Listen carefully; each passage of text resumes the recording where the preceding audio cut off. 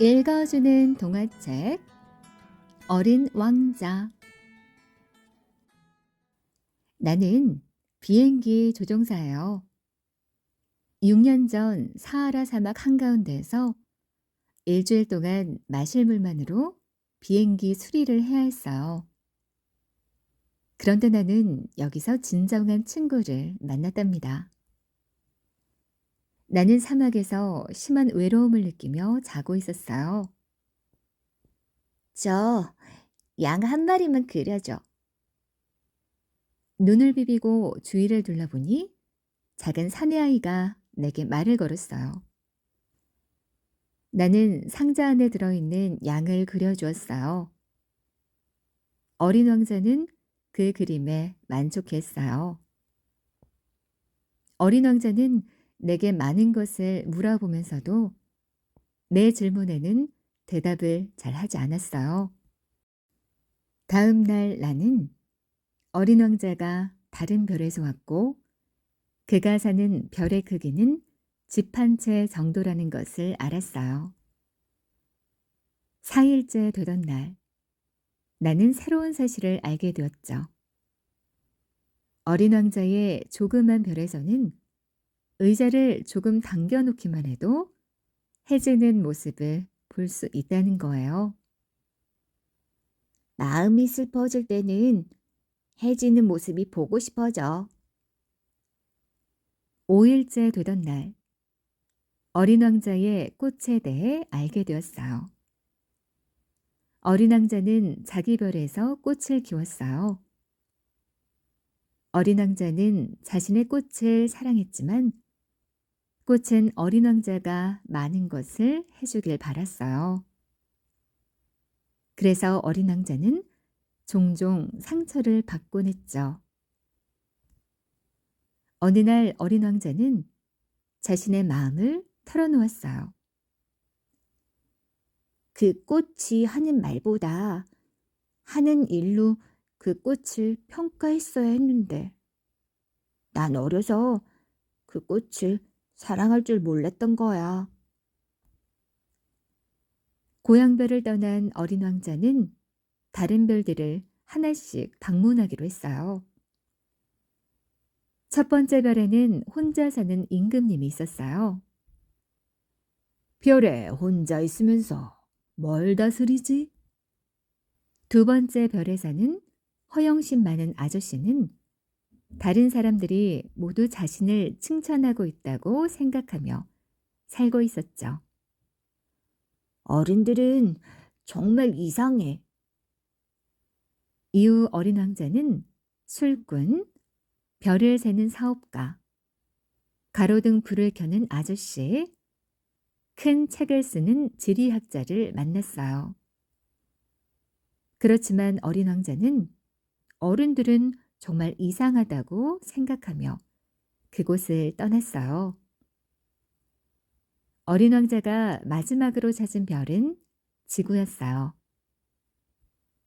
지구에 도착한 어린 왕자는 사람들이 한 명도 보이지 않아 놀랐어요. 그런데 어린 왕자가 도착한 곳은 바로 사막이었답니다. 오랫동안 걸어가던 어린 왕자는 장미꽃들이 활짝 피어 있는 정원에 도착했어요. 내 별에 있는 꽃은 평범한 장미꽃이었어. 어린 왕자는 풀밭 위에 엎드려 엉엉 울었어요. 그때 여우가 나타났어요. 안녕, 여우야. 나랑 놀지 않을래? 난 지금 매우 슬퍼. 난 너와 놀 수 없어. 난 길들지 않았거든. 길든다는 건 뭐야? 사이가 좋아진다는 거야. 내게 너는 다른 사내 아이들과 다를 바가 없어. 그렇지만 너와 내가 친하게 되면 너는 내게 세상에 단 한 사람이 되는 거야. 너의 장미꽃이 내게 소중한 것은 그 꽃을 위해서 너의 시간을 보냈기 때문이지. 여우는 덧붙여서 말했어요. 그리고 항상 기억해. 네가 길들인 것에는 언제나 책임을 져야 해. 어린 왕자는 내게 이 이야기를 모두 해주었어요. 아저씨, 나 목이 말라. 우물 찾으러 가자. 우리는 겨우 우물을 찾아 두레박을 드륵드륵 움직여 물을 마셨어요. 어린 왕자는 자신의 별로 돌아가야 할 시간이 됐어요. 오늘 밤이면 내가 지구에 온 지 1년이 되는 날이야. 오늘 밤 내 별은 작년에 내가 내려왔던 곳에 바로 위에 오게 돼. 어린 왕자는 낯선 곳에서 길을 잃은 아이처럼 겁먹은 눈을 하고 있었어요. 밤이 되면 별들을 쳐다봐줘. 아저씨는 많은 별 중에서 어느 한 별이 나의 별로 생각하며 바라볼 테니까. 그 후 노란 뱀에게 발목을 물린 어린 왕자는 한 그루의 나무가 쓰러지듯 조용히 모래밭에 쓰러졌어요. 안녕, 아저씨. 내 별은 너무 멀어서 내 몸까지 가지고 갈 수는 없어. 나는 어린 왕자가 보고 싶을 때면 언제나 별을 바라본답니다. 그 별 어느 곳에 어린 왕자가 살고 있을 테니까요.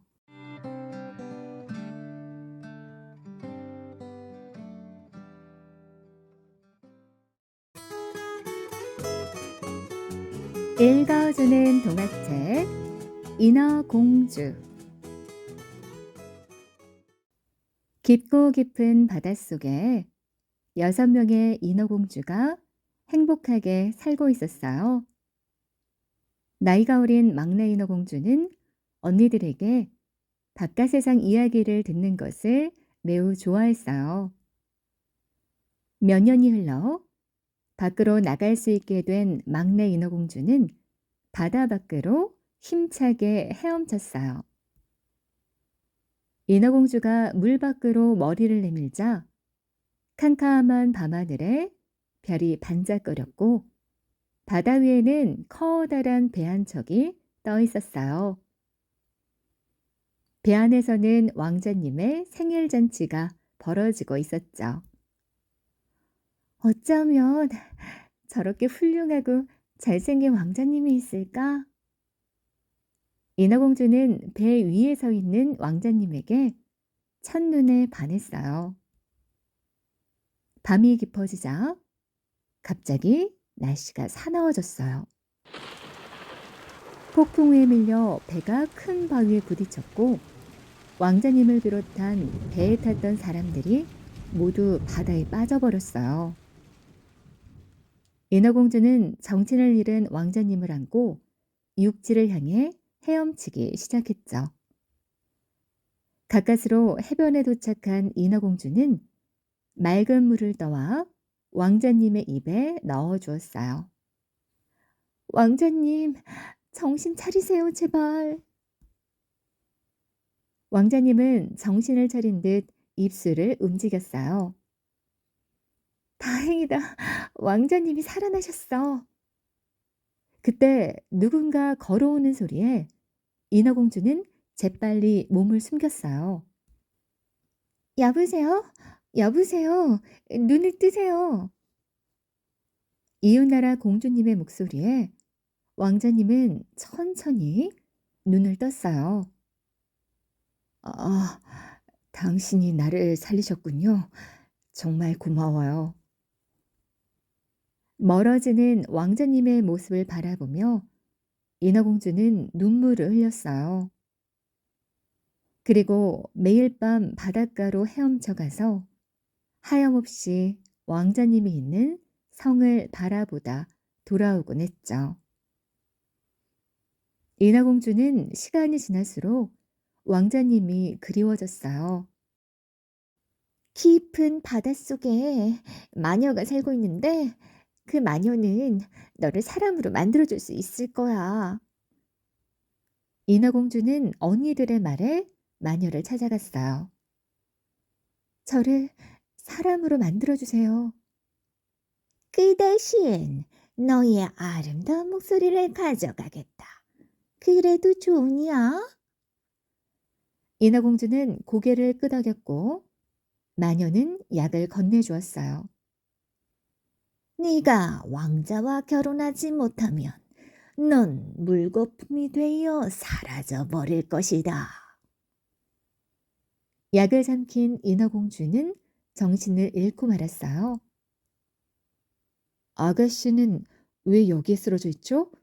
어디에서 왔나요? 마침 그곳으로 산책을 나온 왕자님이 인어공주를 발견했지만 목소리를 빼앗긴 인어공주는 아무 말도 하지 못했어요. 왕자님은 인어공주를 성으로 데리고 갔죠. 어느 날 인어공주는 왕자님과 춤을 추게 되었어요. 아, 발을 땅에 디딜 때마다 인어공주는 칼로 찌르는 듯한 아픔을 느꼈어요. 잠시 후 왕자님이 이웃나라 공주님을 소개했어요. 인사해. 나를 구해준 이웃나라 공주님이야. 이분과 곧 결혼할 생각이란다. 왕자님을 구한 건 그분이 아니라 바로 저예요. 말을 할 수 없는 인어공주는 매우 슬펐어요. 인어공주가 홀로 가판 위로 나와 슬피 울고 있을 때 5명의 언니들이 머리를 내밀었어요. 막내야, 이 칼로 왕자님의 심장을 찌르렴. 그럼 넌 다시 인어가 될 수 있단다. 인어공주는 아무것도 모른 채 깊이 잠들어 있는 왕자님을 향해 칼을 번쩍 들었어요. 안 돼. 내 손으로 왕자님을 죽이다니. 인어공주는 힘없이 칼을 내리고 달빛에 비친 왕자님의 얼굴을 바라보았죠. 당신을 죽일 바엔 차라리 제가 물거품이 되겠어요. 인어공주는 밖으로 뛰쳐나와 바다에 칼을 버렸어요. 그리고 자신도 첨벙 바다에 몸을 던졌어요. 왕자님, 행복하세요. 안녕. 어느덧 날이 밝아오기 시작했고 인어공주는 아름다운 색깔의 물거품에 쌓여 바다 위로 떠올랐어요. 그때 하늘에서 천사들이 물거품에 쌓인 인어공주를 구해줬어요. 자신의 목숨을 버리고 사랑하는 왕자를 지킨 인어공주의 마음 때문이었죠.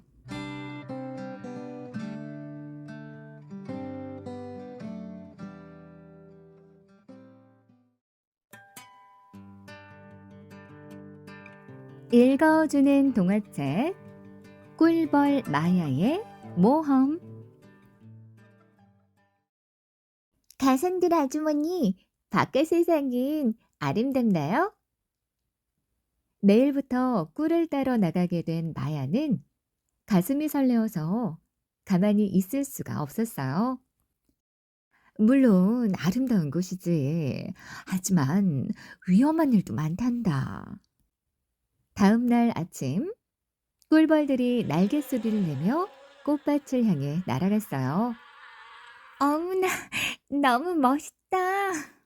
마야는 처음 보는 바깥 세상이 신기하기만 했어요. 마야는 꽃 위에 사뿐히 내려앉아 맛있는 꿀을 쭉쭉 빨아 먹었죠. 이야, 정말 맛있다. 배가 부른 마야는 성으로 돌아가고 싶은 생각이 사라졌어요. 날이 어두워지자 마야는 높다란 나뭇잎에 내려앉아 잠이 들었어요. 하지만 추위에 잠이 깬 마야는 무서워졌죠. 성으로 돌아갈 걸 그랬나? 아니야, 아침까지만 꼭 참아야지. 안녕, 귀여운 꿀벌아. 나는 베피라고 한단다. 누군가 부르는 소리에 마야는 잠에서 깨어났어요. 안녕하세요. 제 이름은 마야예요. 마야, 여기 있는 이슬로 세수하고 아침 식사를 하렴. 마야는 페피 아저씨가 가리키는 작은 물방울로 세수를 하고 꿀을 꿀꺽꿀꺽 마셨어요. 고맙습니다, 아저씨. 저는 이만 가볼게요. 페피 아저씨와 헤어지고 얼마쯤 날다 보니 연못이 나왔어요. 마야는 잠시 쉬었다 가려고 연못에 떠 있는 수련잎에 내려앉았죠. 거기 누구야? 거기 내 자리야. 어서 비켜. 마야가 깜짝 놀라 돌아보니 파리 한 마리가 인상을 찌푸리며 소리치고 있었어요. 그런데 그때 잠자리 슈누크가 나타나서 파리를 잽싸게 꿀꺽 하고 먹어버렸어요. 안 돼. 무슨 짓을 하는 거예요? 꿀벌 아가씨, 놀라게 해서 미안하지만 이건 자연의 법칙이란다. 그 순간 갑자기 개구리가 나타나서 잠자리를 잡아먹으려고 했어요. 그러나 다행히 슈누크는 재빨리 도망쳤어요. 너무도 놀라 허둥지둥 호수를 떠난 마야는 그날 초롱꽃 속에서 밤을 지냈어요. 다음 날 아침 잠에서 깬 마야는 장수하늘소 한 마리가 거드름을 피우며 지나가는 것을 보았어요. 장수하늘소는 마야를 올려다보다가 그만 뒤로 뒤집히고 말았어요. 마야가 풀 한 가닥을 늘어뜨려 주자 버둥거리던 장수하늘소는 가까스로 일어났죠. 고맙다, 꿀벌아. 장수하늘소와 헤어진 마야는 아름다운 숲속을 기분 좋게 날아다니다가 철썩 거미줄에 걸리고 말았어요. 누가 좀 살려주세요. 제발 살려주세요. 그렇게 몸부림쳐봐야 소용없다. 순순히 내 먹잇감이 되어라. 거미가 입맛을 다시며 마야에게 다가오는 순간 장수하늘소가 나타나 거미줄을 끊어줬어요. 장수하늘소님, 정말 고마워요. 지난번에 네가 날 구해줬잖아. 밤이 되자 마야에겐 더 큰 위험이 기다리고 있었어요. 지나가던 호박벌이 마야를 낚아챈 거예요. 정신을 차린 마야가 주위를 둘러보니 주위엔 온통 죽은 벌레가 뒹굴고 있었어요. 마야가 겁에 질려 벌벌 떨고 있을 때 호박벌들의 목소리가 들려왔어요. 마야는 벽으로 다가가 벽 틈새를 들여다보았죠. 넓은 방 안에는 수많은 호박벌이 모여 있었고 호박벌 여왕이 말했어요.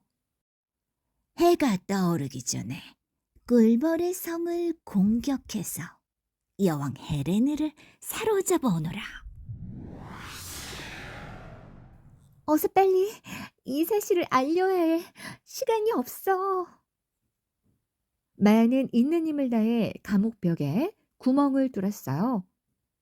그리곤 가까스로 감옥을 빠져나와 꿀벌 성을 향해 쉬지 않고 날았어요. 꿀벌 성에 도착한 마야는 곧장 여왕벌을 찾아갔죠. 여왕님, 호박벌 군대가 이곳을 공격할 거예요. 여왕벌은 당장 꿀벌들을 불러 모았죠. 모두 호박벌들과 맞서 싸울 준비를 하여라. 다음 날 꿀벌들은 힘을 합쳐 적을 무찔렀어요. 마야 덕분에 꿀벌의 성을 지킨 셈이었죠. 그 후 마야는 맡은 일을 열심히 하면서 꿀벌의 성에서 행복하게 살았답니다.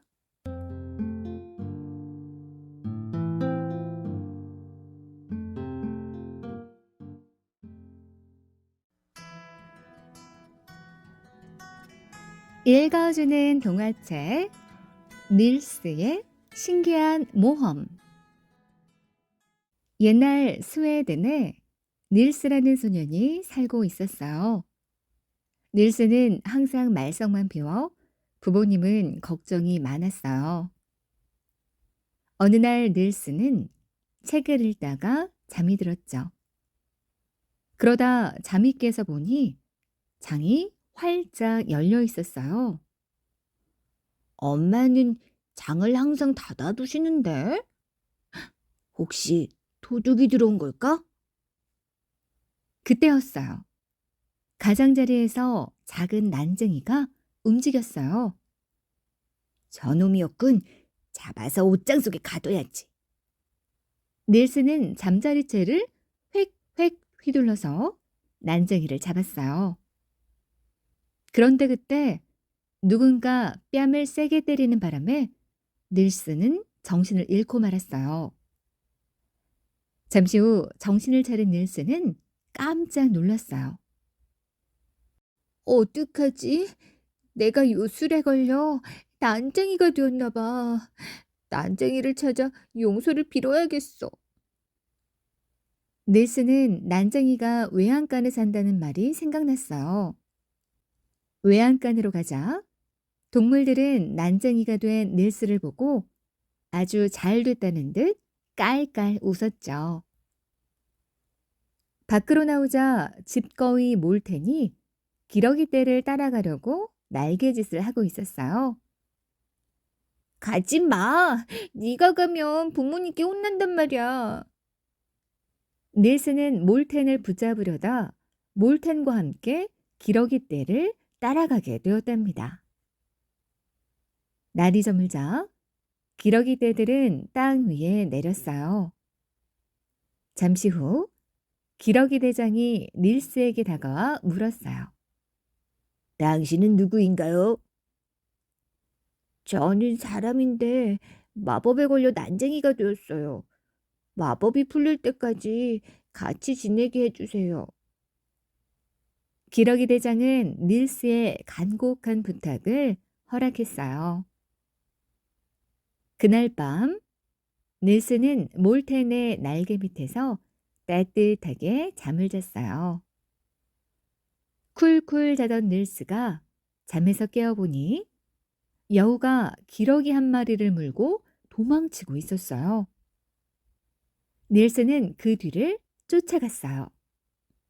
닐스는 여우의 꼬리를 꼭 잡고 빙빙 돌다가 나무 위로 껑충 뛰었어요. 그러자 잔뜩 약이 오른 여우는 나무 밑에서 닐스가 내려오기만을 기다렸어요. 그때 마침 기러기 한 마리가 여우 곁으로 다가왔어요. 여우는 기러기를 잡으려고 껑충 뛰었지만 기러기는 아슬아슬하게 날아올랐어요. 그 사이를 틈타 닐스는 나무에서 내려와 도망쳤어요. 기러기 떼를 따라다닌 닐스는 많은 것을 체험하고 때때로 위험에 처한 동물들을 구해줬죠. 그러면서 말썽꾸러기 닐스는 자연을 이해하고 남을 사랑하는 의젓한 아이로 변했어요. 어느 날 닐스가 풀 위에서 피리를 불고 있는데 기러기 대장이 말을 건넸어요. 난쟁이에게 요술 풀어달라고 부탁을 했더니 네가 집으로 돌아가면 요술을 풀어준다고 하더구나. 그래요? 정말 고마워요. 기러기 일행은 어느덧 스톡홀름에 도착했어요. 우리는 이 도시를 물 위에 뜬 도시라고 하지. 닐스가 아름다운 풍경에 감탄하자 옆에서 날던 암기러기 단핀이 가르쳐 주었어요. 기러기들은 북쪽으로 날아 랩랜드에 도착했어요. 랩랜드는 스웨덴 북쪽 끝의 지방으로 기러기 떼들은 그곳에서 알을 낳았어요. 닐스는 까마귀와 함께 여기저기를 구경했죠. 어느 날 까마귀는 닐스에게 몰텐을 죽여야 사람으로 되돌아간다고 말했어요. 몰텐을 죽이다니, 그럴 수는 없어. 닐스는 자신이 난쟁이로 남기로 결심했죠. 기러기 떼는 11월쯤 닐스의 고향에 닿았어요. 그때 밖에서 돌아온 아버지가 돌아온 몰텐을 보고 깜짝 놀랐어요. 닐스가 돌아올지도 모르겠군. 거위를 죽여서 시장에 갖다 팔아요. 어머니는 몰텐의 목을 쥐고 부엌으로 들어갔어요. 살려달라는 몰텐의 소리에 닐스는 부엌으로 달려갔죠. 안 돼요, 어머니. 그 거위를 살려주세요. 아니, 이게 누구야? 많이 커서 돌아왔구나.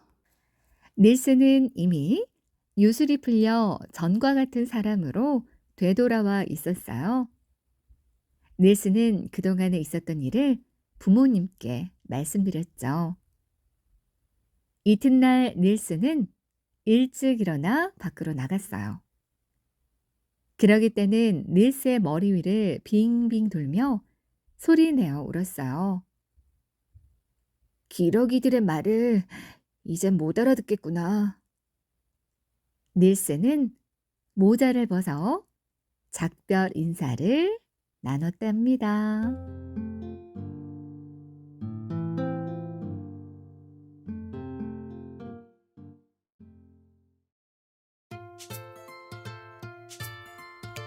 읽어주는 동화책 이상한 나라의 앨리스. 어느 화창한 가을 오후, 앨리스는 나무 밑에서 언니와 동화책을 재미있게 읽고 있었어요. 그때 멋있는 옷을 차려입은 토끼가 앨리스의 앞을 지나갔어요. 앨리스는 너무나 신기해서 자기도 모르게 그 토끼의 뒤를 따라가기 시작했죠.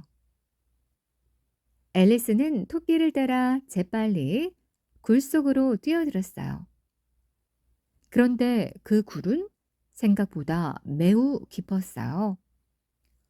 아, 괜히 따라온 건 아닐까? 이대로 어디까지 떨어지는 걸까?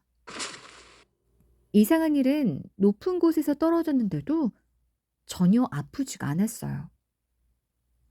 어떻게 집으로 돌아가는 길도 모르고 토끼님은 어디론가 가버리고. 앨리스는 바닥에 주저앉아서 엉엉 울고 말았어요. 한동안 울던 앨리스는 주위를 둘러보다가 탁자 위에 놓여있는 주스병을 발견했어요. 마침 목도 마르니까 한번 마셔볼까? 주스를 꿀꺽꿀꺽 마시자 앨리스의 몸이 점점 작아졌어요. 아, 차가워. 몸이 작아진 앨리스는 조금 전 자신이 흘린 눈물 속에 풍덩 빠져버리고 말았어요. 그때 생쥐와 오리, 도도새와 동물들이 허우적거리는 앨리스의 주위로 첨벙첨벙 헤엄쳐 왔죠. 이윽고 모두 열심히 헤엄쳐 물가 기슭에 도착했어요. 도도새가 땅에 원을 그리자 모두 손을 맞잡고 빙글빙글 뛰어놀면서 몸을 말렸어요. 그때 앨리스는 저쪽에서 토끼가 두리번거리는 모습을 보았어요. 도대체 장갑과 부채가 어디로 갔지? 앨리스는 급히 토끼를 따라 집으로 들어갔어요. 그런데 토끼는 어디에도 없고 탁자 위에 주스병만 놓여 있었어요. 앨리스가 호기심에 주스를 마시자 몸이 순식간에 쑥쑥 커졌어요. 동물들은 거인이 된 앨리스를 향해 돌을 던졌어요. 그런데 돌멩이가 모두 과자로 변했어요. 과자를 먹고 또다시 작아진 앨리스는 몰래 집을 빠져나왔죠. 그때 개 한 마리가 달려오더니 앨리스를 향해 짖었어요. 무서워진 앨리스는 버섯 뒤로 몸을 숨겼어요. 앨리스가 숨을 돌리고 주위를 살펴보니 배추벌레가 물담배를 피우고 있었죠. 앨리스가 몸이 커지는 방법을 묻자 이렇게 대답했어요. 이 버섯을 먹어봐. 앨리스가 버섯을 먹는 순간 목이 점점 길어지며 하늘 높이 뻗어 올라갔어요. 앨리스가 다시 버섯을 먹자 신기하게 본래 모습으로 돌아왔죠.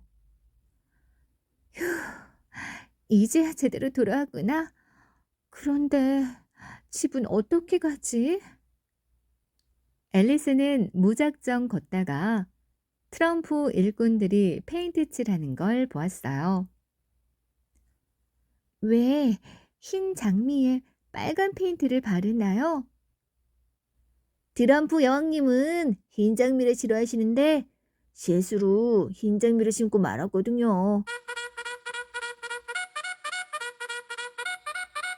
바로 그 순간 나팔 소리와 함께 트럼프의 여왕님이 나타났어요.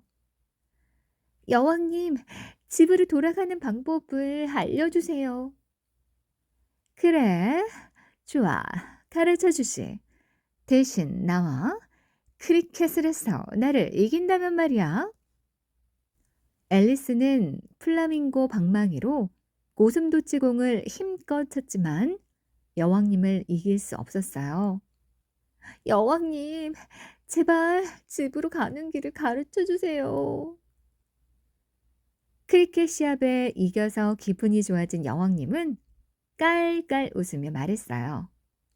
저기 있는 그리핀에게 물어보거라. 그러자 그리핀은 가짜 바다거북에게 가짜 바다거북은 재판관에게 가보라고 말했어요. 앨리스는 재판관을 만나려고 재판소로 달려갔죠. 재판관은 다름 아닌 여왕님이었어요. 감히 내 파이를 훔쳐먹다니. 그 벌로 하트의 잭을 사형에 처한다. 그렇게 작은 일로 죽이다니요. 그런 일은 도저히 용납할 수 없어요. 앨리스가 화가 나서 커다란 목소리로 외쳤어요. 아니, 감히 내 말에 토를 달다니. 어서 저 괴물을 당장 잡아라. 앨리스는 밀려드는 카드의 군인들을 손으로 막았어요. 앨리스, 그만 일어나. 집에 가야지. 앨리스는 깜짝 놀라서 깨어났어요. 다행이다. 꿈이었구나. 어느덧 붉은 노을이 아름답게 지고 있었어요.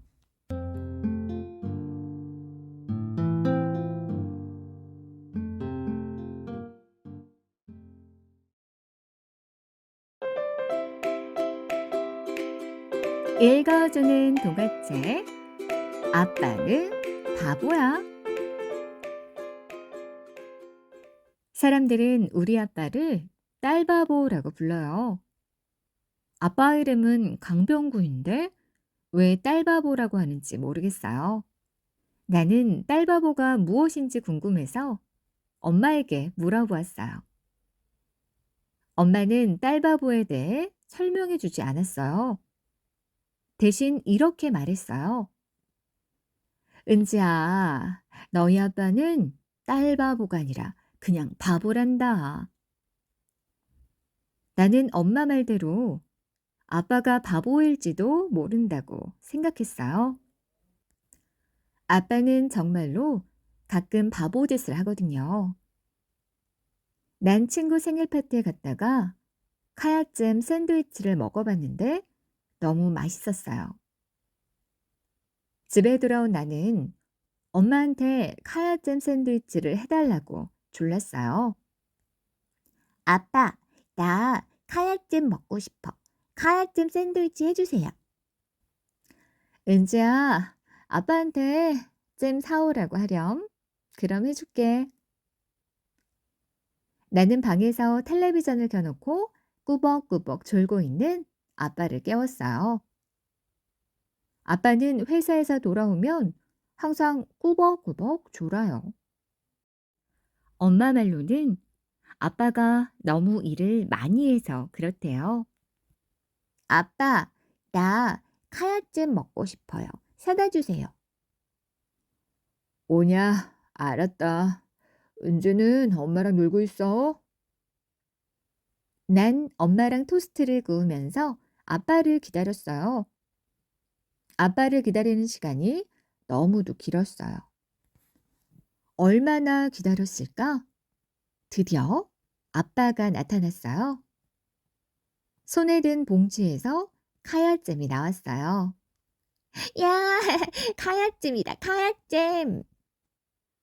아빠는 다시 방으로 돌아가 뉴스를 보면서 꾸벅꾸벅 졸았어요. 엄마는 잼을 발라서 샌드위치를 만들었어요. 나는 엄마가 만든 카야잼 샌드위치를 한 입 베어 먹었죠. 근데 뭔가 맛이 이상했어요. 친구 생일 파티에서 먹은 카야잼 샌드위치가 아니었어요. 약간 신맛도 났어요. 엄마, 맛이 왜 이래? 이거 카야잼 샌드위치 맞아? 엄마는 아빠가 사온 카야잼 병을 들어보고 깜짝 놀랐어요. 어머나, 이건 키위잼이네. 아빠가 키위잼을 사왔구나. 아빠 바보야. 아빠는 엄마한테 엄청나게 혼나고 다시 카야잼을 사러 나갔어요. 한참을 울고 나니까 더 이상 눈물이 나오지 않았어요. 아빠는 다시 잼을 사들고 왔어요. 아빠는 화가 난 엄마 대신에 잼을 발라서 샌드위치를 만들어줬어요. 자, 이거 먹고 아빠 용서해줘. 알았지? 아빠는 내 머리를 쓰다듬고 다시 방으로 돌아가 꾸벅꾸벅 졸았어요. 근데 아빠가 만든 샌드위치를 먹어보니 또 이상한 맛이 났어요. 달긴 했지만 카야잼 맛은 아니고 많이 먹어본 맛이었어요. 빵을 열어보니 잼 색깔이 빨갰어요. 아, 이건 뭐야? 이거 딸기잼이잖아. 난 또 울음을 터뜨렸어요. 엄마가 놀라서 달려왔어요. 어머머머머, 이가 가야식품에서 나온 딸기잼을 사왔네. 아빠가 사온 딸기잼 병에는 가야잼이라는 상표가 붙어 있었어요. 엄마는 꾸벅꾸벅 졸고 있는 아빠한테 달려가 꿀밤을 먹였어요. 으이그, 카야잼을 사오라니까. 가야잼을 사와. 미안해. 여보, 다시 사올게. 도대체 잼 하나 똑바로 못 사와서 돈을 얼마나 없애는 거야? 엄마는 할 수 없다며 직접 잼을 사러 나갔어요. 아빠는 그동안 청소나 하라는 엄마의 명령을 받고 진공청소기를 들었어요. 아빠는 진공청소기를 들고 거실이랑 내 방이랑 엄마 아빠 침실을 다 청소했어요. 그런데 아빠가 또 바보짓을 하려고 했어요. 진공청소기로 엄마 화장대를 청소하는 거예요. 아빠, 엄마가 거기 있는 물걸레로 닦으라고 했잖아. 야, 귀찮게 어떻게 걸레질을 하냐. 그냥 이렇게 하면 먼지 다 빨아들이니까 괜찮아. 난 조금 걱정이 되었지만 엄마가 모르면 괜찮을 거라 생각했어요. 하지만 엄마가 돌아오자 큰일이 났어요. 어머머, 내 귀걸이 어디로 갔지? 은지, 네가 갖고 놀았니? 난 고자질하는 게 싫었지만 거짓말을 할 수도 없었어요. 아빠가 진공 청소기로 화장대 청소했어요. 뭐라고? 이 사람이 진짜? 엄마는 씩씩대며 청소기 먼지통을 뒤졌어요. 더러운 먼지 속에서 반짝거리는 엄마 귀걸이가 나왔어요. 이게 이 미련은 곰탱이야. 엄마는 자고 있던 아빠를 깨워 꿀밤을 100개나 먹였어요. 아빠는 아 하고 소리를 지르면서도 빙글빙글 웃기만 했어요. 아빠는 무서운 엄마가 사라지자 다시 잠을 자기 시작했어요. 나는 코까지 골면서 자고 있는 아빠에게 다가가 가만히 아빠 머리를 만져보았어요. 엄마에게 꿀밤을 얼마나 세게 맞았던지 혹이 생겼어요. 난 엄마에게 이런 것이 미안하기도 하고 아빠가 불쌍하기도 해서 아빠를 꼭 안아주었어요. 아빠, 기다려. 내가 크면 아빠 돌봐줄게. 알았지? 이제 그래. 아빠는 잠꼬대를 하면서도 싱긋 웃었어요. 우리 아빠는 딸 바보가 아니라 그냥 바보랍니다. 그래서 내가 돌봐줘야 해요.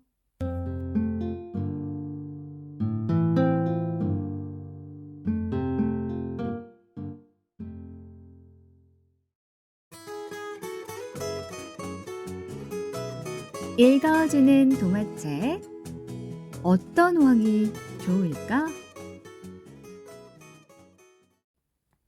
옛날 아주 먼 곳에 욕심 많은 왕이 다스리는 나라가 있었어요. 욕심 많은 왕은 백성들에게서 많은 세금을 거두었죠. 가을에는 수확한 곡식의 절반을 가져가고, 겨울에는 창고에 남은 식량의 절반을 가져가고, 봄에는 아무것도 낼 수 없는 농부들의 땅을 빼앗았어요. 여름에는 빈털터리가 된 백성들을 데려다 강제로 일을 시키고, 다시 가을이 되면 자신의 땅에서 곡식을 거두게 했어요. 그렇게 해서 왕은 점점 부자가 되었지만 백성들은 점점 가난해지고 왕의 노예가 되었죠. 견디다 못한 백성들은 힘을 합쳐 왕을 쫓아내기로 했어요. 이렇게는 못 살겠다. 못된 왕을 몰아내자. 우리는 욕심꾸러기 왕은 필요 없어.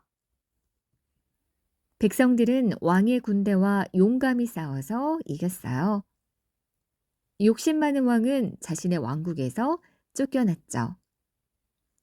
으리으리한 궁전을 차지한 백성들은 앞으로 어떻게 나라를 다스릴 것인지 회의를 했어요.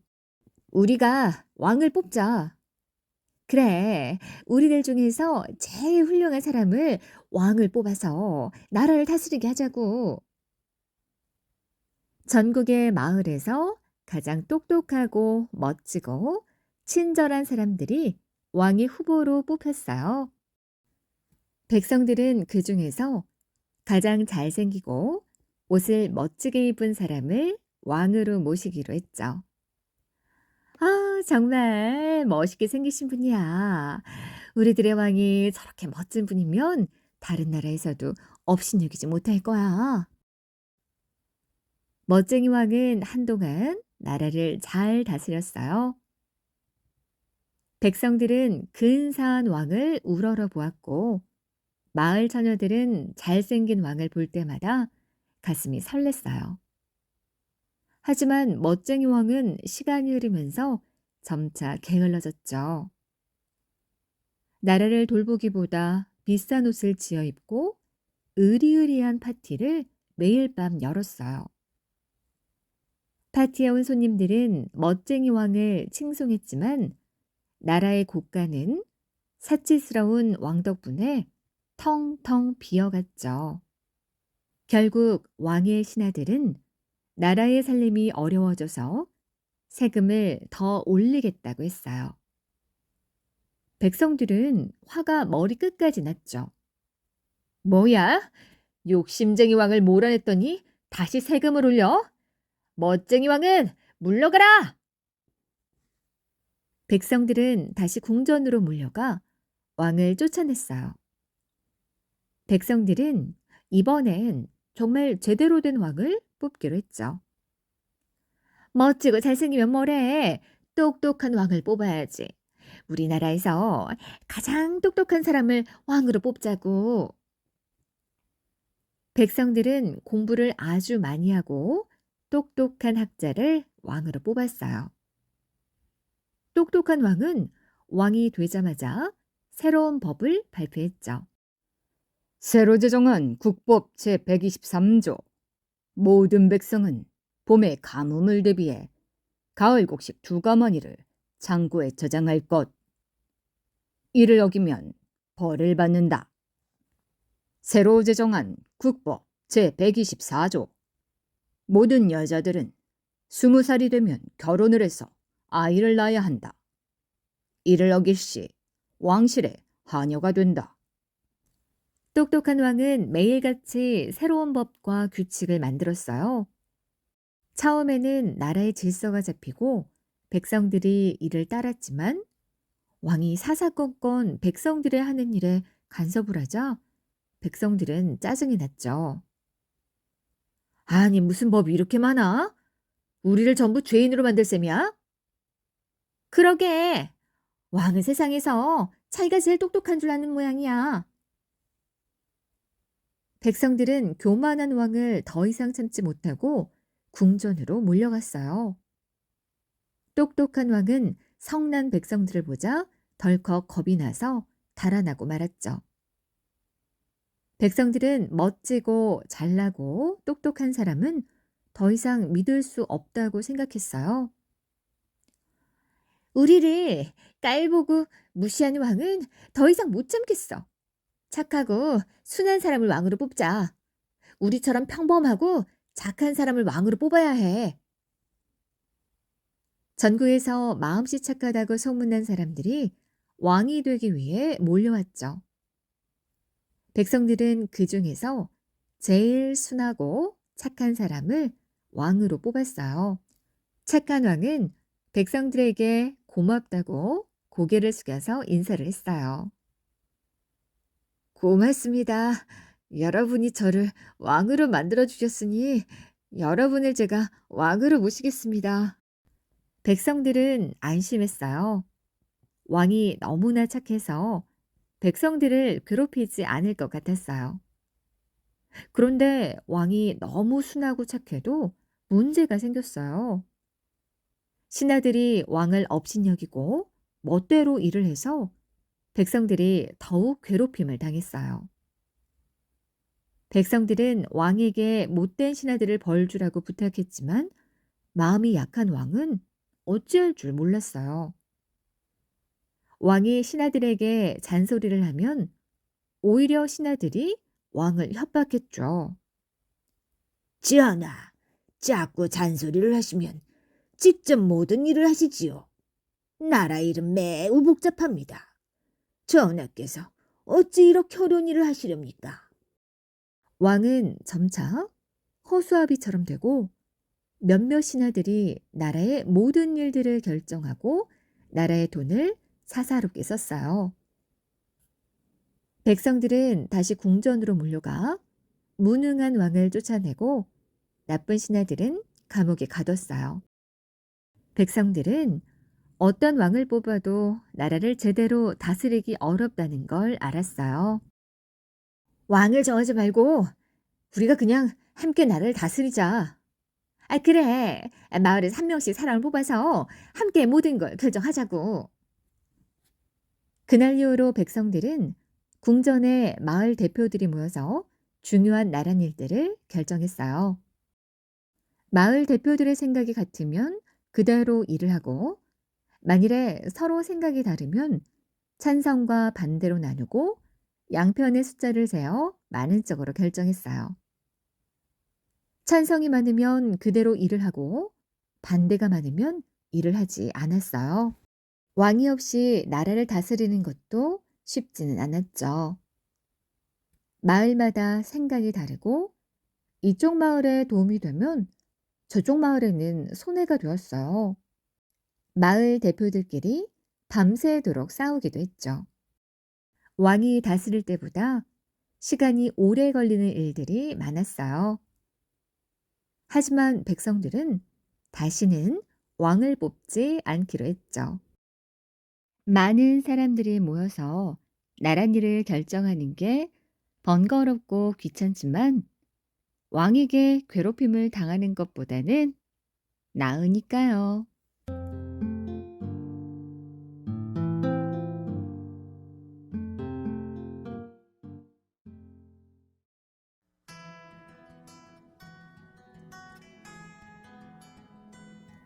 읽어주는 동화책 플랜더스의 개.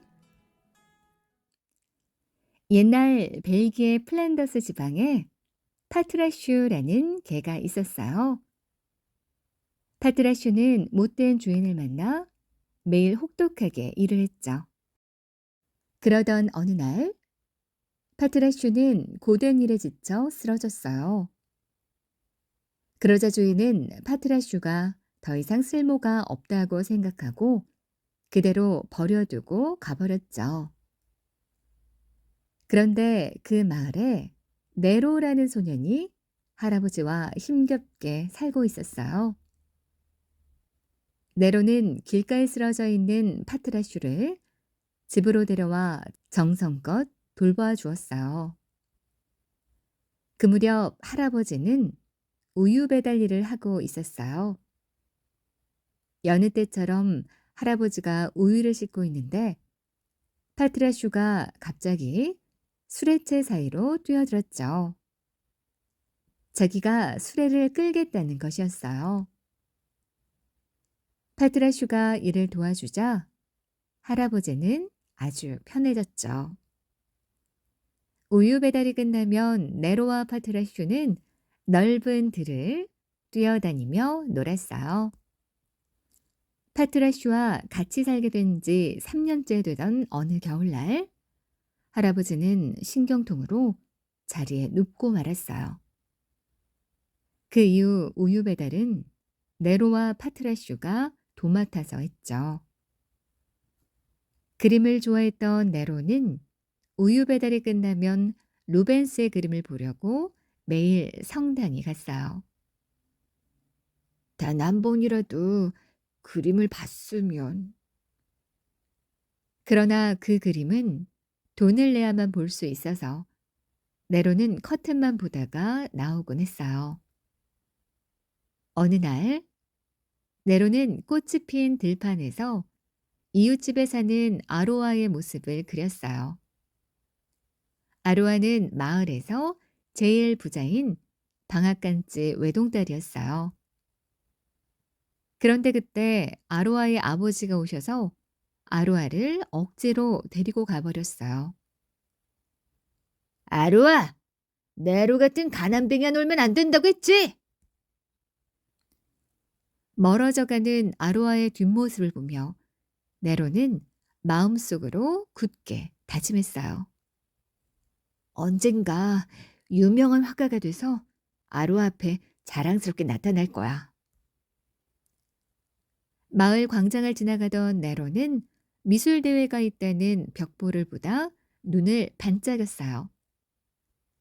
1등을 해서 상금으로 할아버지 약주사 드리고 그림 물감도 사야지. 네로는 일하는 틈틈이 그림을 그렸어요. 마침내 그림이 완성되자 네로는 그림을 대회장에 내면서 마음속으로 1등이 되기를 빌고 또 빌었어요.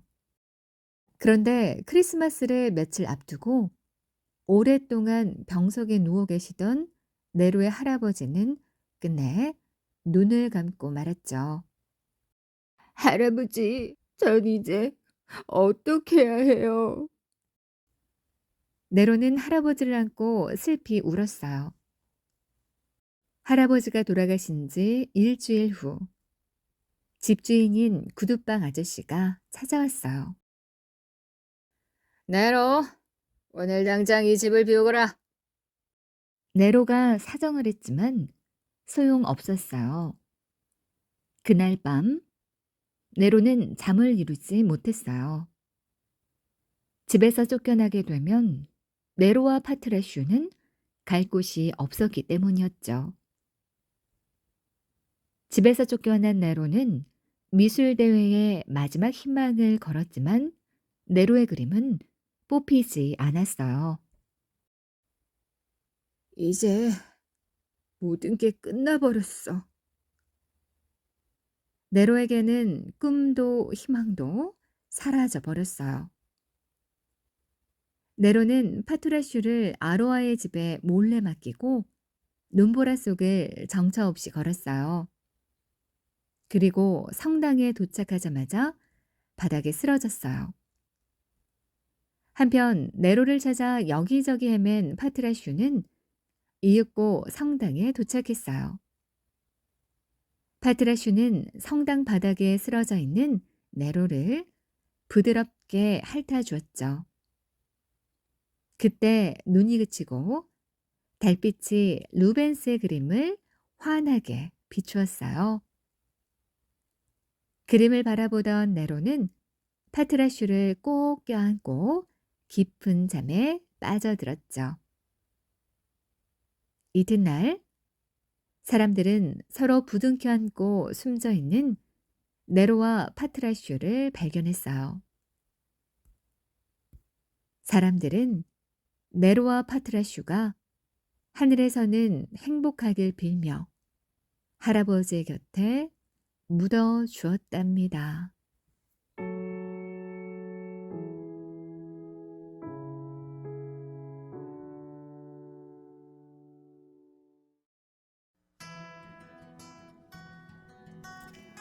읽어주는 동화책 빨간 구두. 옛날에 아주 예쁘고 사랑스러운 여자아이가 살았어요. 집이 너무 가난해서 여름에는 늘 맨발로 돌아다녔고 겨울에는 아주 커다란 나막신을 신고 다녔는데 조그만 발등이 늘 새빨갛게 부어올라 있었죠. 마을 중심가에 사는 늙은 구두장이 아주머니는 빨간색 자투리천 조각을 있는 그대로 긁어모아 꿰매고 있었어요. 조그만 구두를 한 켤레 만들어서 여자아이에게 줄 생각이었죠. 무척 어설프긴 해도 따뜻한 마음씨가 담긴 구두였어요. 그 여자아이의 이름은 카렌이었죠. 어머니 장례식이 있던 바로 그날, 카렌은 빨간 구두를 받았고 그날 처음으로 그 구두를 신었어요. 원래 장례식에서는 빨간 구두를 신을 수가 없죠. 하지만 카렌에게는 다른 신발이 없었기 때문에 양말도 없이 맨발에 빨간 구두를 신고 지프로 만든 초라한 관을 따라갔어요. 그때 커다란 구식마차가 지나갔어요. 마차 안에 있던 뚱뚱한 노부인이 어린 소녀를 보고는 동정심을 느꼈죠. 노부인은 목사님에게 말했어요. 목사님, 저 아이를 제게 맡겨주세요. 제가 입양하겠습니다. 카렌은 이 모든 것이 빨간 구두 덕분이라고 생각했어요. 하지만 노부인은 구두가 너무 보기 싫다며 불태워버렸죠.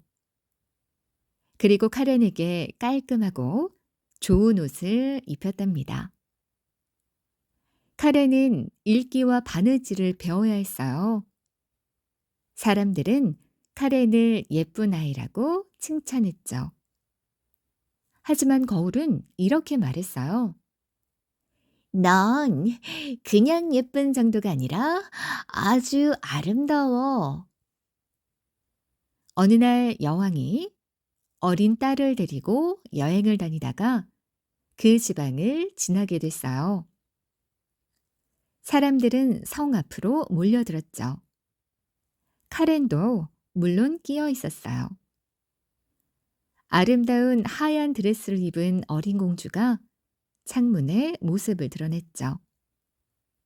긴 드레스도 황금 왕관도 쓰지 않았지만 부드러운 염소 가죽으로 만든 멋진 빨간색 구두를 신고 있었어요.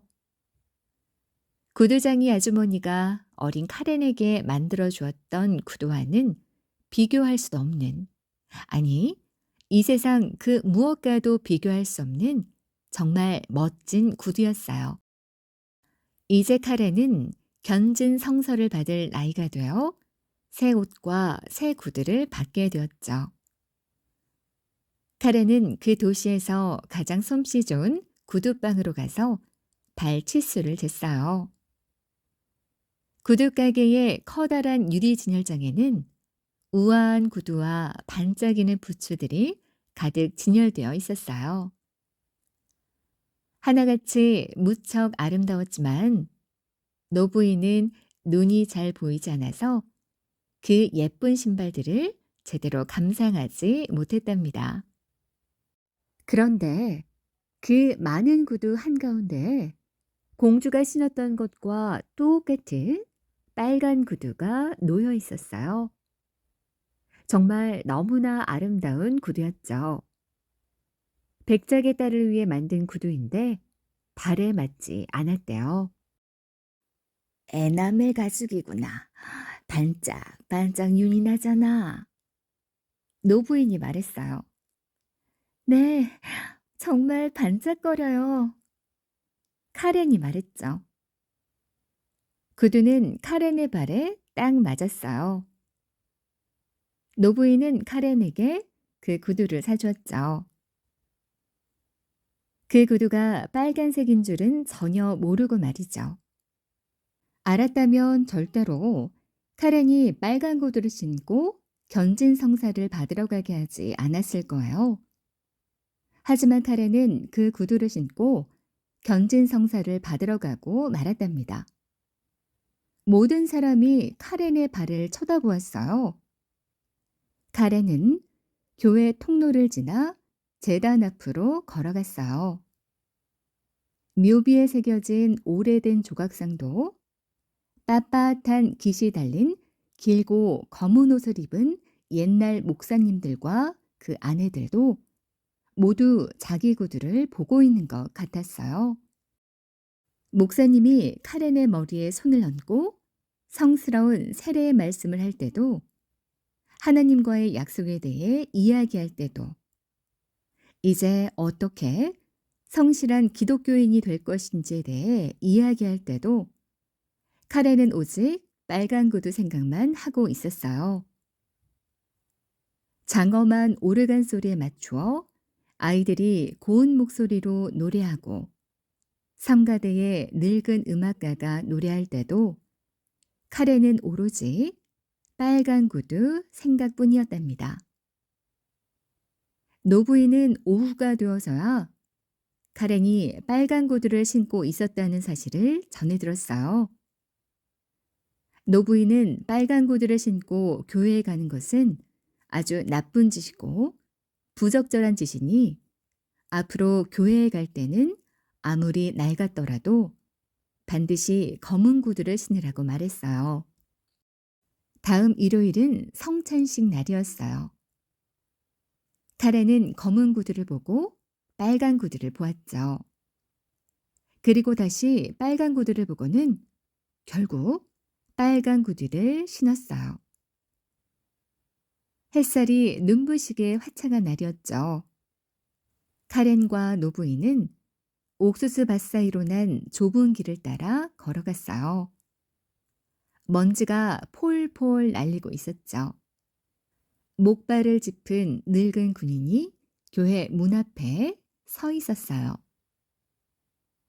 그 사람은 아주 긴 수염을 기르고 있었는데 그 수염은 완전히 빨간색이었죠.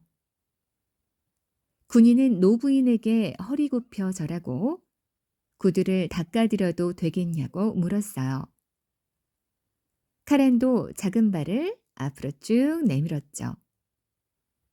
오, 아주 예쁜 무용구두구나. 춤출 때는 단단히 붙어 있어야 해. 군인이 말하며 손으로 구두 밑창을 탁탁 두드렸어요. 노부인은 군인에게 동전 한 잎을 주었죠. 그리고 카렌을 데리고 교회 안으로 들어갔어요. 교회 안에 있던 사람들이 모두 카렌의 빨간 구두를 쳐다보았죠. 교회 안의 그림들도 모두요. 카렌은 제단 앞에 무릎을 꿇고 성스러운 금잔에 입술을 댈 때도 빨간 구두 생각만 했어요. 빨간 구두가 그 안에서 수영하고 있는 것 같았어요. 그래서 카렌은 성가 부르는 것도 주기도문 외우는 것도 까맣게 잊어버렸답니다.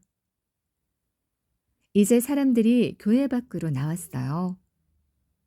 노부인이 마차에 올라타고 뒤이어 카렌이 마차에 오르려는데 늙은 군인이 말했어요. 와, 참 예쁜 무용구두네.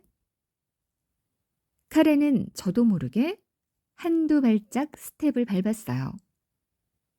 그러자 발이 계속해서 춤을 추기 시작했어요. 마치 구두가 카렌을 움직이는 것 같았죠. 카렌은 춤을 추며 교회 모퉁이를 돌았어요. 도저히 멈출 수가 없었죠. 마부가 쫓아와 카렌을 꽉 붙잡고 번쩍 안아 마차에 태웠지만 카렌의 발은 춤을 멈추지 않았고 노부인에게 발길질까지 하고 말았답니다. 구두를 벗기고 나서야 카렌의 발은 조용해졌어요. 집에 돌아오자 노부인은 구두를 벽장 속에 감췄어요. 하지만 카렌은 구두를 보고 싶어서 견딜 수가 없었죠. 결국 노부인은 병이 나서 알아 누웠어요. 사람들은 노부인이 다시는 일어나지 못할 거라고 말했죠. 누군가 노부인 옆에서 보살피고 시중 들어줬어야 했는데 당연히 카렌이 그 일을 돕맡아야 했죠. 그 무렵 그 도시에서는 큰 무도회가 열리고 있었고 카렌도 초대를 받았어요. 카렌은 나을 가망이 없는 노부인을 보았죠. 그리고 빨간 구두를 보았어요. 보는 건 죄가 아니라고 생각했거든요. 카렌은 빨간 구두를 신어보았죠. 신어보는 것도 죄가 되지 않을 거라고 생각했죠. 하지만 카렌은 이내 무도회장으로 달려가서 춤을 추기 시작했어요. 그런데 카렌이 오른쪽으로 춤을 추려고 하면 구두는 왼쪽으로 춤을 췄어요. 카렌이 무도회장으로 올라가려고 하자 구두는 다시 돌아서서 춤을 추며 계단을 내려가 큰 길을 지나더니 성문 밖으로 나갔어요. 카렌은 계속 춤을 추었죠. 도저히 멈출 수가 없어서 그대로 곧장 어두컴컴한 숲속으로 끌려 들어가고 말았답니다. 갑자기 나무들 사이에서 불빛이 반짝거렸어요. 카렌은 분명히 달님일 거라고 생각했어요. 얼굴처럼 보였거든요. 하지만 그건 빨간 수염을 기른 늙은 군인이었어요. 그는 앉아서 고개를 끄덕이며 말했죠. 와, 참 예쁜 무용구두네. 카렌이 너무 무서워서 빨간 구두를 벗어 던지려고 했어요. 하지만 구두는 발에 딱 달라붙어 떨어지지 않았어요. 카렌은 양말을 잡아당겨 벗으려고 했지만 구두는 발에 단단히 달라붙어 있었죠. 카렌은 춤을 추었어요. 들판을 지나고 초원을 지나며 비가 오든 날이 개든 밤낮 없이 춤을 춰야 했죠. 특히 밤에는 얼마나 무서웠는지 몰라요. 카렌은 춤을 추며 교회 묘지로 들어갔어요. 하지만 죽은 이들은 춤을 추지 않았어요. 춤추는 것보다 더 좋은 일을 해야 하니까요. 카렌은 쑥이 쓴 쑥 국화가 자라는 가난한 사람의 무덤가에 앉고 싶었어요. 하지만 카렌에게는 평화도 휴식도 누릴 수 없는 것이었어요. 카렌은 춤을 추며 문이 열린 교회 쪽으로 갔죠. 그때 천사가 서 있는 것이 보였어요. 천사는 길고 하얀 옷을 입고 있었고 어깨에 달린 날개는 바닥까지 닿아 있었죠. 표정은 엄숙하고 진지했으며 손에는 번쩍이는 큰 칼을 들고 있었어요. 천사가 말했어요. 춤을 추어라. 빨간 구두를 신고 춤을 추어라. 온몸이 창백해지고 싸늘해질 때까지. 살갗이 쪼그라들어 해골이 될 때까지. 집집마다 돌아다니며 춤을 추어라. 오만하고 허영심 많은 아이들이 사는 집마다 찾아가 문을 두드려라.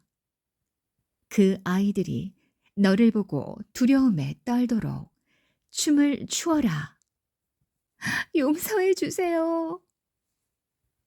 카렌이 외쳤어요. 하지만 카렌은 천사의 대답을 듣지 못했죠. 구두가 카렌을 끌고 교회 문을 지나 밭으로 나가 큰 길을 지나 다리를 건너버렸으니까요. 카렌은 끊임없이 춤을 추어야만 했어요.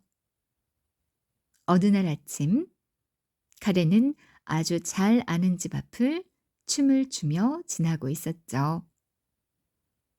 집 안에서 찬송가 소리가 들리더니 사람들이 꽃으로 장식한 관을 들고 나왔어요.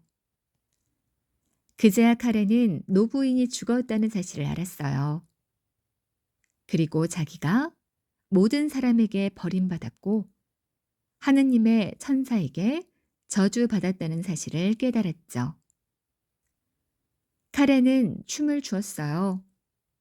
어두운 밤에도 카렌은 춤을 멈출 수가 없었죠. 구두는 가시덤불 속으로 돌투성이 들판으로 카렌을 끌고 다녔어요. 카렌은 온몸에서 피가 나도록 상처를 입었죠. 카렌은 춤을 추며 황무지를 지나 작은 외딴집 앞에 다다랐어요. 그곳에 죄인의 목을 베는 망나니가 산다는 것을 카렌은 알고 있었죠. 카렌은 손가락으로 유리창을 두드리며 외쳤어요. 좀 나와보세요. 밖으로 좀 나와보세요. 저는 들어갈 수가 없어요. 춤을 춰야 하거든요. 그러자 망나니가 말했어요. 넌 내가 누군지 모르니? 난 나쁜 사람의 목을 치는 망나니란다. 지금도 내 토끼가 우는 소리가 들리는걸? 제 목을 자르지 말아주세요. 그럼 죄를 뉘우치고 고칠 수 없잖아요. 대신 빨간 구두를 신은 제 발을 잘라주세요. 카렌이 말했죠. 카렌은 자기가 지은 죄를 모두 고백했어요. 망나니는 빨간 구두를 신은 카렌의 발을 잘랐어요. 구두는 작은 발과 함께 들판을 지나 깊은 숲속으로 춤을 추며 사라졌죠. 망나니는 나무를 깎아 작은 나무발과 목발을 만들어 카렌에게 주었어요. 그리고 죄인들이 부르는 찬송가를 가르쳐 주었죠. 카렌은 도끼를 휘두른 망나니의 손에 입을 맞추고 황무지 넘어 마을로 돌아갔어요. 나는 빨간 구두 때문에 충분히 고통받았어. 이제 교회에 가서 사람들에게 내 모습을 보여줄 거야. 카렌이 말했어요. 카렌은 교회 문 쪽으로 급히 걸어갔죠. 그런데 교회 문 앞에 가까이 가자 빨간 구두가 춤을 추며 다가오는 것이었어요. 카렌은 너무 무서워서 바로 돌아섰죠. 꼬박 일주일 동안 카렌은 슬피 울며 비통한 눈물을 쏟았어요. 다시 일요일이 돌아왔어요. 카렌은 말했죠. 그래, 나는 충분히 고통받았고 충분히 투쟁했어. 난 이제 정말로 착한 사람이 됐어. 고개를 꼿꼿이 들고 교회에 앉아있는 다른 사람들처럼 말이야. 카렌은 용감하게 길을 나섰어요. 하지만 교회 묘지 입구에 채 닿기도 전에 빨간 구두가 춤을 추고 있는 게 보였어요. 카렌은 화들짝 놀랐죠. 카렌은 발길을 돌리며 마음속 깊이 진심으로 죄를 뉘우쳤어요. 카렌은 목사님을 찾아가 한여로 써달라고 부탁했죠. 할 수 있는 일이면 뭐든 아주 부지런히 열심히 하겠다고 말했어요. 그리고 급료는 받지 않겠다고 말했죠. 자기가 바라는 것은 오직 선량한 분들 곁에서 지내는 거라면서요. 목사님의 아내는 카렌을 가엾게 여겨 한여로 고용했어요. 카렌은 부지런했고 생각이 깊었어요. 저녁나절에 목사님이 성경을 읽을 때면 조용히 앉아 귀를 기울였죠. 아이들은 모두 카렌을 아주 좋아했어요. 하지만 아이들이 옷이나 화려함, 아름다움에 대해 말하면 카렌은 고개를 저었답니다. 다음 일요일에 가족들은 모두 교회에 가려고 집을 나섰어요. 카렌에게도 같이 가자고 했지만 카렌은 눈물 가득한 눈으로 비통하게 목발만 바라보았죠. 가족들이 모두 하느님의 말씀을 들으러 교회에 갔어요. 카렌은 조그만 자기 방에 홀로 남았어요. 방에는 고작 침대 하나와 의자 하나뿐이었죠. 카렌은 성경책을 들고 의자에 앉았어요. 경건한 마음으로 성경책을 읽고 있으려니까 교회의 오르간 소리가 바람에 실려왔어요. 카렌은 눈물 젖은 얼굴을 들고 외쳤어요. 하나님, 도와주세요. 그때 햇살이 눈부시게 빛나며 새하얀 옷을 입은 하느님의 천사가 카렌 앞에 나타났어요. 언젠가 밤에 교회 문 앞에서 본 바로 그 천사였어요. 하지만 지금은 날카로운 칼 대신 장미꽃이 가득 피어 있는 너무나도 아름다운 초록빛 나뭇가지를 들고 있었죠. 천사가 나뭇가지를 천장에 댔어요.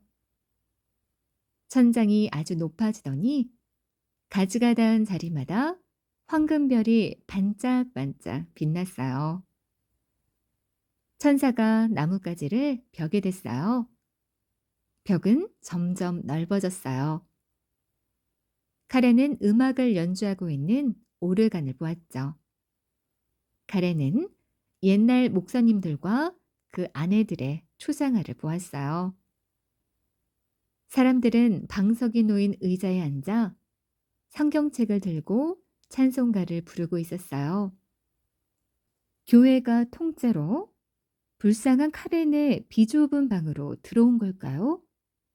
아니면 카렌이 교회로 들어간 걸까요?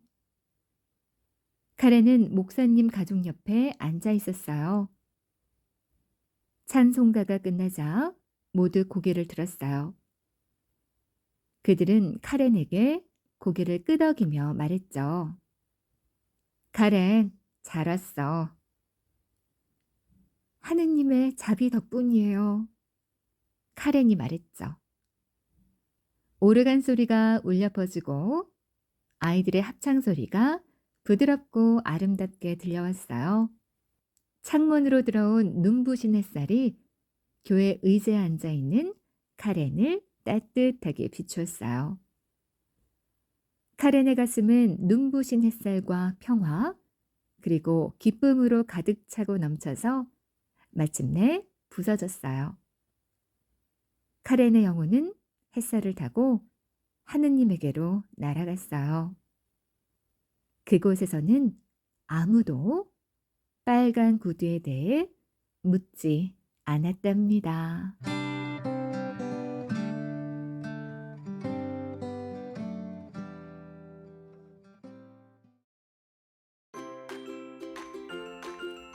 읽어주는 동화책 뱀의 꼬리.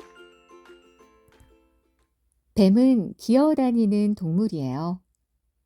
그래서 뱀의 꼬리는 늘 머리가 가는 대로 따라가야만 했죠. 꼬리는 그게 늘 불만이었어요. 언제까지 나는 너를 따라다녀야만 하니? 꼬리의 불평에 머리는 어이가 없었어요. 너는 앞을 볼 수 있는 눈이 없잖아. 그리고 위험을 알아차릴 수 있는 귀도 없고 말이야. 흥, 그까짓 건 나도 할 수 있단 말이야. 정말이야? 그럼 나도 할 수 있어. 꼬리는 고집을 피웠어요. 알았어. 그럼 네가 앞장서 봐.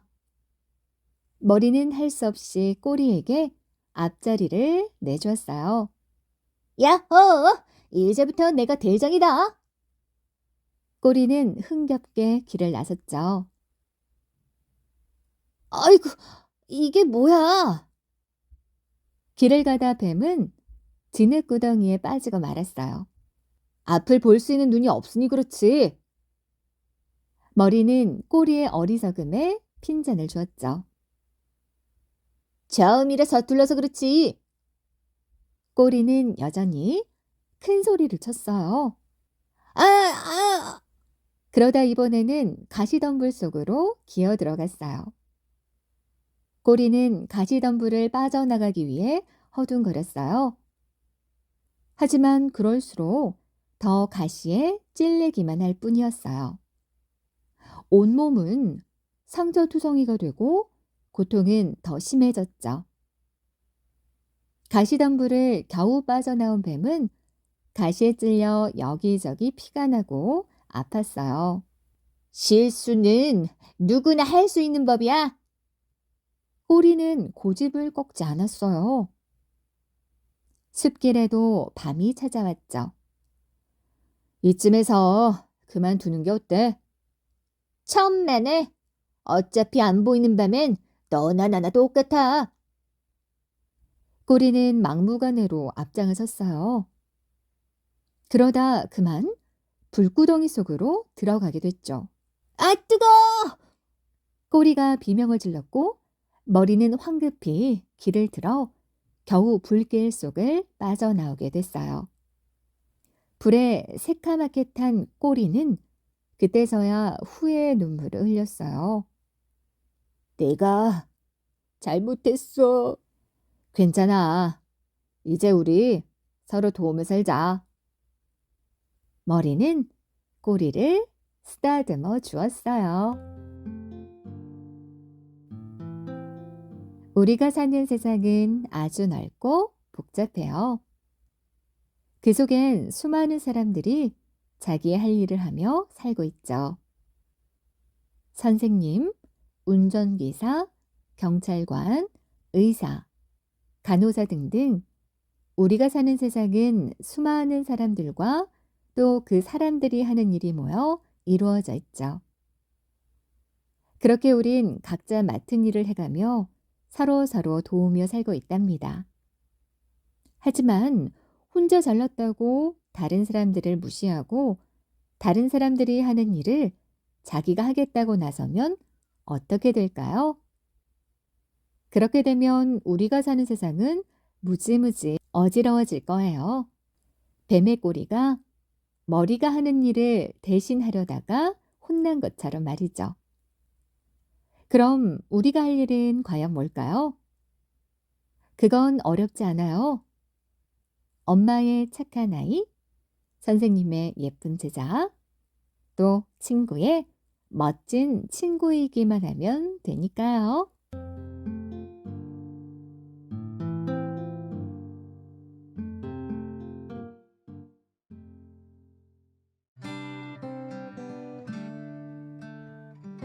읽어주는 동화책 하늘나라의 저울. 한 가난한 농부가 집을 떠나게 됐어요. 돈을 벌기 위해 먼 곳으로 가야 했기 때문이죠. 농부는 가족들의 배웅을 받으며 마차에 올라탔어요. 돈을 벌어 가족들을 기쁘게 해줄 생각에 농부는 부지런히 마차를 몰았죠. 어느새 밤이 되자 아무것도 보이지 않는 컴컴한 어둠이 찾아왔어요. 아이쿠 이런! 마차는 그만 진흙구덩이 속에 빠지고 말았죠. 마차는 뒤집혔고 농부는 마차 밑에 깔리고 말았어요. 누가 좀 도와주세요! 얼마쯤 시간이 지나 다른 마차 한 대가 그 옆을 지나게 됐어요. 그 마차엔 소문난 부자가 타고 있었죠. 저기 마차가 쓰러져 있구나. 도와줘야겠다. 부자는 자신의 마차에서 말을 풀었어요. 그리고는 진흙에 빠진 마차를 말에 묶어 끌고 나오겠죠. 그러자 마차 아래에 깔려있던 농부의 모습이 보였어요. 농부는 정신을 잃은 채 쓰러져 있었죠. 부자는 서둘러 농부를 부축했어요. 부자는 농부를 자신의 집으로 데려갔답니다. 의사를 불러 치료도 해주고 돈도 주어 집으로 돌려보내 주었어요. 이 은혜 평생 잊지 않겠습니다. 농부는 부자에게 감사 인사를 했죠. 세월이 흘러 부자가 죽어 하느님 앞에 서게 되었어요. 너는 아주 부자였구나. 너의 죄를 재어 보아야겠다. 하느님의 명대로 부자가 저울에 올라가게 되었죠. 그 저울은 착한 일을 많이 할수록 무거운 쪽으로 눈금이 올라가 천국을 가게 되는 저울이었어요. 부자가 올라간 저울은 무게가 얼마 나가지 않았어요. 너는 아무래도 지옥으로 가야 되나 보다. 그때 부자가 구해준 농부가 나타났죠. 하느님, 저를 여기에 올려주세요. 그러자 저울의 무게가 많이 나가게 됐어요. 너도 농부와 함께 천국으로 가거라. 하느님의 말에 부자와 농부는 서로 얼싸안고 기뻐했답니다. 엄마나 선생님은 자꾸만 착하게 살라고 하죠. 그런데 내가 착한 일을 해도 고운 마음을 가져도 당장 내게 생기는 것도 없는 것 같아 심술이 날 때가 있어요. 착한 일을 하면 손해를 볼 때가 많거든요. 하지만 당장은 손해를 보는 것 같지만 사실은 그 착한 행동과 마음 때문에 언젠가는 꼭 귀한 대접을 받게 돼요. 착한 행동과 고운 마음은 눈에 보이지 않아도 하늘나라 금고에 꼭꼭 쌓이게 되니까요. 그러니까 착한 행동이나 고운 마음은 결국 남을 위해 하는 게 아니라 자기 자신을 위해서 하는 일이라는 걸 꼭 명심하세요.